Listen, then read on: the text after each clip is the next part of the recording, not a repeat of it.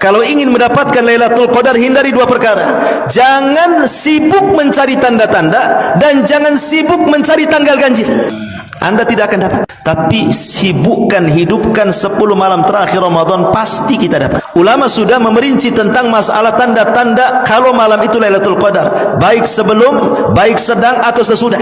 Di antara tanda-tanda Lailatul Qadar itu, di malam Lailatul Qadar tidak akan ada bulan, yang ada hanya bintang. Bahkan bintang-bintang yang di hari-hari biasa dalam setahun itu tidak kelihatan saking jauhnya, maka dia akan mendekat ke bumi sehingga ada ziyadatun nur, ada tambahan cahaya, dan itu diketahui bagi orang-orang yang di tengah lautan atau di tengah gurun pasir. Ini satu. Yang kedua, di malam itu tidak ada meteor satupun yang jatuh ke bumi. Karena fungsi meteor itu apa? Syuhuban lisyayatin, untuk melempar setan. Setannya saja tidak bergerak, macam mana ada meteor?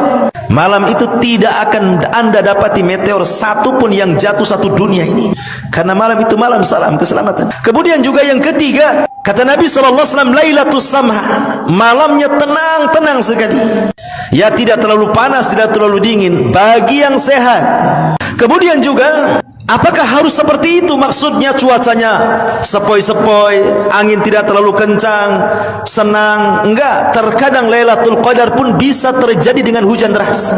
Itu pun tanda Lailatul Qadar. Kenapa? Karena Rasul pernah malamnya Lailatul Qadar, kemudian besoknya Rasul sujud, rupanya Rasul merasakan di dahinya at-tinu wal mah.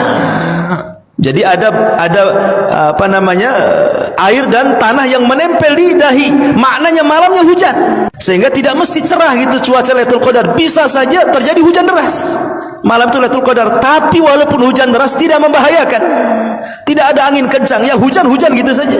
Karena hujan itu salah satu tanda turunnya rahmat, turunnya para malaikat itu saat hujan. Makanya doa sewaktu hujan itu mustajab, dan itu juga sebagai tanda-tanda Lailatul Qadar. Tetapi tanda-tanda yang paling jelas Lailatul Qadar itu justru setelah Lailatul Qadar lewat dari kita. Kapan itu? Di pagi hari.